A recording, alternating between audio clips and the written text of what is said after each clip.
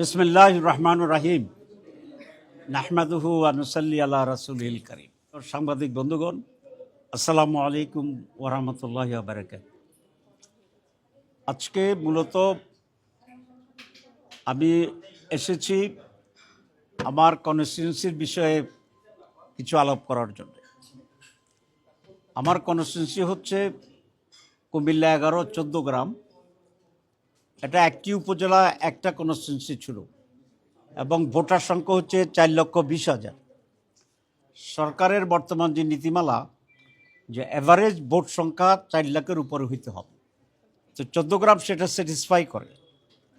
কিন্তু হঠাৎ করে তাদের খসড়া যে প্রস্তাব, সেখানে দেখলাম যে 14 গ্রাম উপজেলা ঠিক রেখেছে, প্লাস আমার দক্ষিণ পশ্চিমের একটি উপজেলা যেটার নাম সদর দক্ষিণ কুমিল্লার, সেটাকেও 14 গ্রামের সাথে সংযোজিত করেছে। এতে করে সেখান থেকে 1,20,000 ভোট আবার এই কনস্টিটিউয়েন্সি 14 গ্রামের সাথে যোগ হয়ে যায়। তাহলে মোট ভোটের সংখ্যা হয়ে যায় 5.5 লাখ। তো এটার কোনো যুক্তি নেই। তাদের ন্যাশনাল অ্যাভারেজকে আমরা স্যাটিসফাই করি এবং একটা কনস্টিটিউয়েন্সি পুরোটাই ছিল, এটা আমরা ভালোই ছিলাম। তো আজকে সেই বিষয় নিয়েই মূলত আমি কথা বলতে আসছি মাননীয় সিইসির সাথে। উনি যেটা আমাকে বলেছেন, যেটা আমরা খসড়া করেছি, আমরা শুনানি করব এবং শুনানির পরেই যেটা জাস্টিফাইড হয় সেটাকেই আমরা বিবেচনা করব। This is not the final. আমরা ইতিমধ্যে একটা দরখাস্ত দিয়েছি, আগে 14 গ্রাম যে একক ছিল সেভাবেই কনস্টিটিউয়েন্সিটাকে ঠিক রাখার জন্য, কোনো ধরনের পরিবর্তন না আনার জন্য। তো স্বাভাবিকভাবেই কিছু দেশের কথা, নির্বাচনের কথা তো আসছে। তো আমরা বলেছি জামাত ইসলামী সবসময় নির্বাচনের পক্ষে, এবং ফেব্রুয়ারি মাসে যে নির্বাচনের তারিখ ঘোষণা করা হয়েছে সেই তারিখের ব্যাপারে জামাতের মৌলিক কোনো আপত্তি নেই। কারণ আমরা আগে থেকেই বলছিলাম যে নির্বাচন ফেব্রুয়ারিতে হতে পারে, এপ্রিলে হতে পারে। পরে আমাদের আমির ডক্টর শফিকুর রহমান আরেকটা মিটিংয়ে বলেছিলেন যেটা রমজানের আগে হইলেই ভালো হয়। আমরা কখনোই ডিকটেট করতে চাইনি, কিন্তু আমরা আমাদের জাতির পক্ষ থেকে উত্তম যেটি প্রস্তাব সেটি দিতে চেয়েছি। তো সুতরাং ফেব্রুয়ারি ফার্স্ট উইকে নির্বাচন হবে, এখানে আমাদের কোনো আপত্তি নেই এবং জামাত ইসলামী সেই নির্বাচনের তারিখকে আমরা ওয়েলকাম করেছি, আমরা ইতিবাচক বলেছি। কিন্তু আমাদের কিছু অবজারভেশন আছে। এক নম্বর কথা হচ্ছে, অতীতে যখনই ডেমোক্রেটিক গভর্নমেন্ট ছিল, নির্বাচনের আগে মেজর স্টেক হোল্ডার যে পলিটিক্যাল পার্টিগুলো থাকে তাদের সাথে সরকার মত বিনিময় করে, আলাপ করে এবং এক ধরনের সকলে মিলেই একটা পরিবেশে নির্বাচনের তারিখ ঘোষণা করা হয়। যেহেতু এই সরকার খুব ইলেক্টেড কোনো গভর্নমেন্ট না, ইন্টারিম গভর্নমেন্ট, তারা অনেক সময় এসব ধারাবাহিকতা আমি জানি না করে কিনা, কিন্তু এটা উত্তম হতো আমরা বলেছি অবজারভেশনে, যে আগে মেজর দলগুলোর সাথে আলাপ করে প্রধান উপদেষ্টা যে ডেটে যেভাবে চায় সেই ডেটেই করতে পারতো, কিন্তু আগে একটু আলাপ আলোচনা করলে সেটা সকলের জন্য একটা নিজস্বতার বহিঃপ্রকাশের একটা সুযোগ ছিল। এটা আমাদের একটা অবজারভেশন। 2 নম্বর অবজারভেশন হচ্ছে, নির্বাচনের তারিখ বা মাস নির্ধারিত হয়েছে, কারণ অফিসিয়ালি তো ইলেকশন কমিশন ফাইনাল ডেটটা ডিক্লেয়ার করবে, যেটা ওনারা বলেছেন ডিসেম্বরে ওনারা ডিক্লেয়ার করবেন। হাউভার, কিন্তু নির্বাচনের জন্য তো সবচেয়ে বড় যে বিষয়টি সেটা হচ্ছে একটা credible, fair, free, participatory election. এটাই গণতন্ত্রের দাবি, এদেশের মানুষের দাবি। 3টি পরপর নির্বাচনে ভোট দিতে না পারায়, এককভাবে নির্বাচনে কন্ডাক্ট করে জিতে যাওয়ার যে পরিস্থিতি তৈরি হয়েছিল মানুষের ভিতরে, এখনও সেই সংখ্যাটা কাটেনি যে নির্বাচন ফেয়ার হবে কিনা। সেজন্য আমরা বলেছি সরকারকে অনেকগুলো উদ্যোগ নিতে হবে যাতে করে মানুষ এই কনফিডেন্স পায় যে এবার নির্বাচনটি সঠিক হবে, আমরা ভোট দিতে যেতে পারবো। 2 নম্বর সরকার কমিটমেন্ট দিয়েছিল, আপনারা জানেন, যে রিফর্মস, সংস্কার,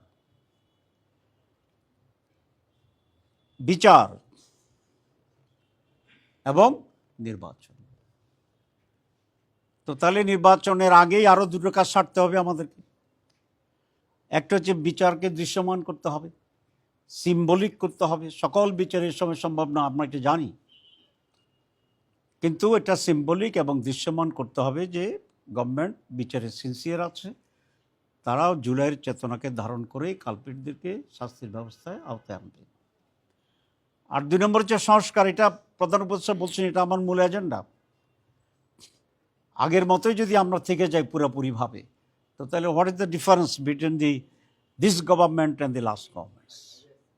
যেহেতু লাস্ট গভর্নমেন্ট অবৈধ, এখানে বৈধতা আছে। আর আপনারা জানেন যে প্রায় 2 মাস আমরা সংস্কারের ব্যাপারে অনেকগুলো দল একসাথে বসে এক্সারসাইজ করেছি, আমাকেও প্রচুর সময় দিতে হয়েছে, আমরা ঐক্যমত্যেও পৌঁছতে পেরেছি। কিন্তু হঠাৎ করে সেখানে একটা শ্লথতা আমরা দেখলাম, যে আমরা একমত হয়েছি, তারপরে কি? একমত আমরা এই জন্যই হয়েছি যাতে এগুলো ইমপ্লিমেন্ট করা যায়। তো সেই জন্য আমরা বলেছি এটা আইনের ভিত্তি দিতে হবে, এটা পসিবল। যে বিভ্রান্তি চড়াচ্ছে যে গভর্নমেন্টের সময় এটা সম্ভব নয়, এটা একেবারেই বিভ্রান্তি এবং মিথ্যাচার। আপনারা জানেন যে পাকিস্তানের 70 যে নির্বাচন হয়েছিল, এটা লিগেল ফ্রেমওয়ার্কের মাধ্যমে হয়েছিল। তখন তো মার্শাল ছিল ইয়াহিয়া খানের, তো সে নজির আমাদের আছে। আমাদের মুজিবনগর সরকার যেটা ছিল প্রায় 9 মান্থস, তো সেটাকেও তো একটা প্রোক্লেমেশনের মাধ্যমে বৈধতা দেওয়া হয়েছে। শহীদ প্রেসিডেন্ট জিয়াউর রহমান যখন হানা ভোট করছিলেন, তখনও সংবিধান ছিল না। উনি হানার ভোটের ভিতরে রেফারেন্ডাম, যেটাকে আমরা বলছি, রেফারেন্ডামের মাধ্যমে প্রেসিডেন্ট হিসাবে বৈধতা নিয়েছে। এবং আরও 2টি রেফারেন্ডামের পরেও আরও 2টি উনি প্রোক্লেমেশন করেছিলেন সেই সময়। আমাদের এরশাদ সাহেবের সময়ও 2টি প্রোক্লেমেশন ছিল। এবার যে গভর্নমেন্ট আছে এটা তো কনস্টিটিউশন নাই, কিন্তু সুপ্রিম কোর্টের একটা অনুমোদের ভিতরে ওনারা যেটা বলছেন 106 এই ধারায় এই গভর্নমেন্ট এখন চলছে। নির্বাচনের পরে নির্বাচিত সরকারকে, পার্লামেন্টকে এই সব কিছুকে রেটিফাই করতে হবে, এতে কোনো সন্দেহ নেই। কিন্তু এখন এটার আইনের ভিত্তিতে এক্সিকিউট করা সম্ভব। আমরা একটা বিশেষজ্ঞ কমিটি করেছি অলরেডি, এবং তারাও তাদের ওপিনিয়ন দিচ্ছে। আমি পত্রিকায় সাংবাদিক সম্মেলনের মাধ্যমে দেখেছি ঐক্যমত্য কমিশনের যিনি ভাইস চেয়ারম্যান বা আমাদের মিটিংয়ের সভাপতি ছিল, উনি দেখলাম বলছে যে ওনারা এক্সপার্ট কমিটির সাথে আলোচনা করবে।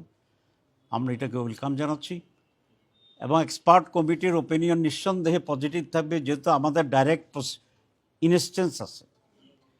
আপনি ইংরেজি একটি কথা জানেন যে example is better than president. তো বাংলাদেশে এরকম অনেক এক্সাম্পল, একটা এক্সাম্পল না, গণভোটের এক্সাম্পল আছে, লিগেল ফ্রেমওয়ার্কের এক্সাম্পল আছে, অর্ডিন্যান্সের এক্সাম্পল আছে।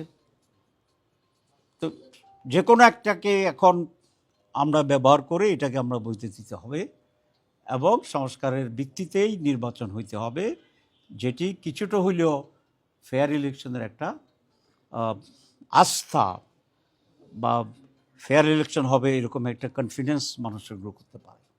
শুধু আমার দাবি খুব স্পষ্ট যে আমরা অবশ্যই নির্বাচন চাই, নির্বাচনে আমরা অংশগ্রহণ করতে চাই, কিন্তু নির্বাচনকে ফেয়ার করার শর্তটাকে আমরা জোর করে এখানে খুব গুরুত্বের সাথে বিবেচনা করতে চাই। সেই জন্যে ঐকমত্য কমিশনের যে সুপারিশ আছে সেগুলোকে আইনি ভিত্তি দেওয়া, বাস্তবায়ন করা, এবং সেই ভিত্তিতে আগামী নির্বাচন হইতে হবে। আমাদের কিছু বাড়তি পলিটিক্যাল দাবি আছে, যেটার সংসদে একটা পোর্শন আমরা একমত হয়েছি, সেটা হচ্ছে পিআর আপার হাউসে। কিন্তু আমাদের দাবি হচ্ছে PR total, upper house and lower house both, এবং সেই ইস্যুতে আমরা আন্দোলন করব, সেটাকে আমরা রিয়েলাইজ করার জন্য চেষ্টা করব। এটার কারণ হচ্ছে 54 বছরের ট্রেডিশনাল নির্বাচনের পদ্ধতিতে আমরা দেখেছি যে এখানে ফেয়ার ইলেকশন কখনো নিশ্চিত করা যায় নাই। সুতরাং এই দীর্ঘ সময়ের ব্যর্থতার প্রেক্ষিতে আমরা একটা নতুন এক্সপেরিমেন্ট করতে চাই, যারা পৃথিবীর প্রায় 70-80টা দেশে আছে, যেটা মোর প্রতিনিধিত্বমূলক। একজন 51% পেয়েছে, একজন 49% পেয়েছে। বর্তমান ট্রেডিশনাল সিস্টেমে যিনি 51 পেয়েছেন উনি গলায় মালা পরবেন, জিন্দাবাদ। আর যিনি মাত্র 2% কম পাইছেন তিনি জিরো হয়ে যাবেন।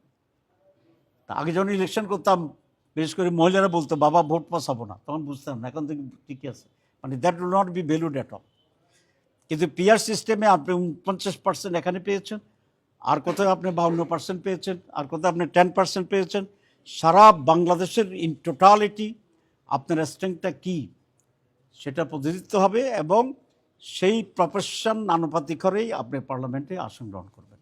এটা আমরা মনে করি ভোটারদেরকে ভ্যালু দেওয়া হয় প্রত্যেকটা ভোটকে, এবং ভোট কেন্দ্র দখল করে ওই জায়গায় এমপি হয়ে যাওয়ার যে বিগত দিনগুলোর যে কালচার, সেটাও আর থাকবে না। কারণ তিনি তো কেন্দ্র কেন দখল করবেন? কারণ উনি যে এখান থেকে এমপি হবে এটা নিশ্চয়তা নেই। উনি টাকা কেন খরচ করবেন? উনি এমপি হবেন এটা কোনো নিশ্চয়তা নেই। সুতরাং একটা ফ্রি ফেয়ার ইলেকশনের জন্য মোর প্রতিনিধিত্বমূলক যে সিস্টেম সারা দুনিয়ায় আজকে প্রবর্তিত আছে, this is new for Bangladesh. বাংলাদেশের নতুন, বিশ্বে নতুন নয়। আমরা মনে করি এটা জনগণের ভোটের রাইটসকে নিশ্চিত করবে। আমরা সেই দাবি আমরা উত্থাপন করছি। আমরা আজকে মাননীয় সিসিকে বলেছি যে নির্বাচনের পূর্বশর্ত হচ্ছে লেভেল প্লেইং ফিল্ড, খেলার মাঠটা সমান হইতে হবে, কারোটা উঁচা নিচা এটা হবে না।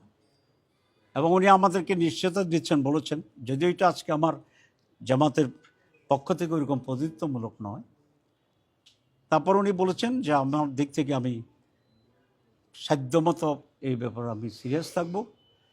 আমি ইমানি দায়িত্ব মনে করি এই দায়িত্ব নিয়েছি, কারো প্রতি কোনো রাগ বিরাগ বা ফেভার আমি করব না। আমার জীবন থাকতে হলেও আমি এটাকে ফেয়ার ইলেকশনের জন্য যে ভূমিকা না দেবো, কারণ আমরা সেটা নেব।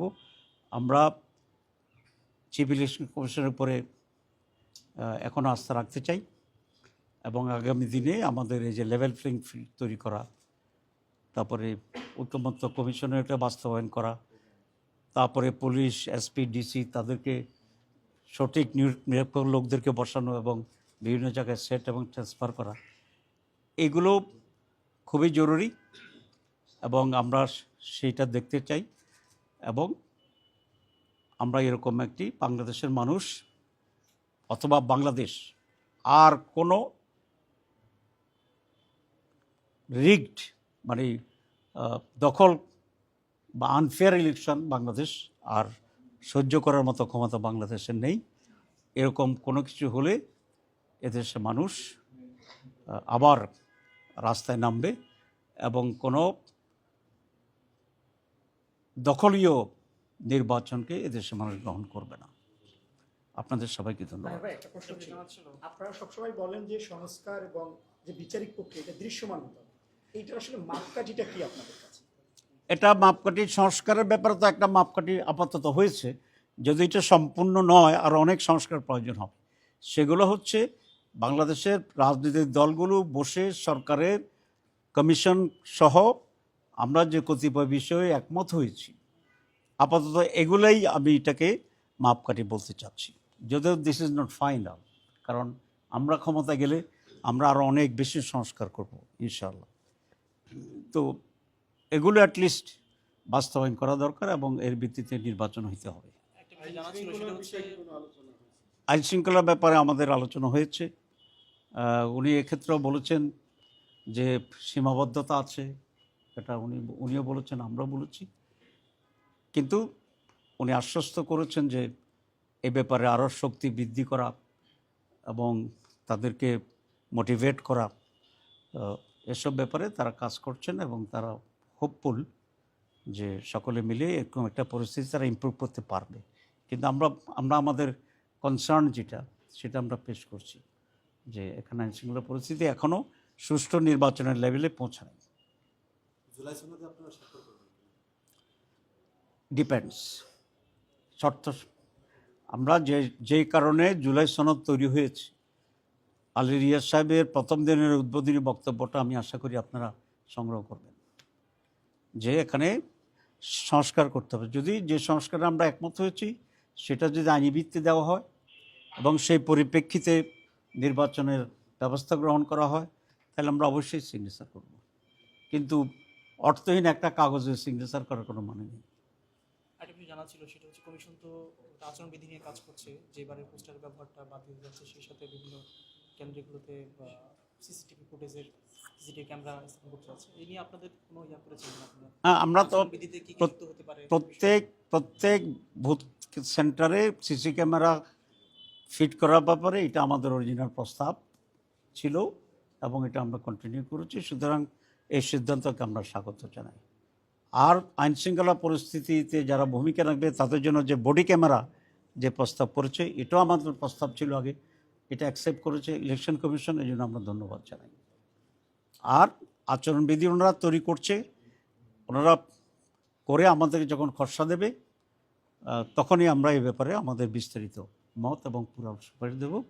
নির্বাচন সিইসিটা বলেছেন, আমি ওনাকে সাজেস্ট করছি যে এই চিফ অ্যাডভাইজার যে ঘোষণাটা দিয়েছে এটা ভালো হতো সকলের সাথে আগে কথা বললে।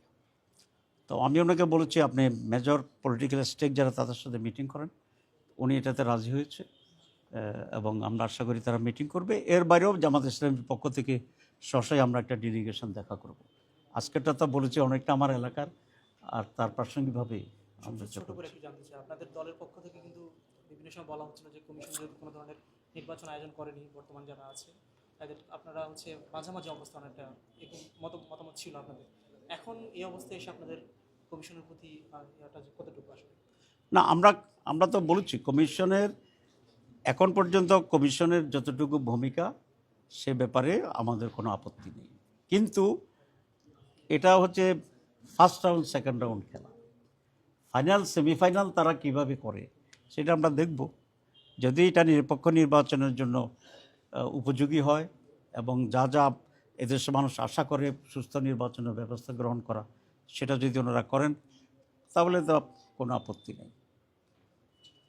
আচ্ছা, নিম্নকক্ষের যে ক্রিয়া পদ্ধতি না হলে আপনারা আন্দোলন করবেন বলছেন, এটা একটু যদি ক্লিয়ার করতেন।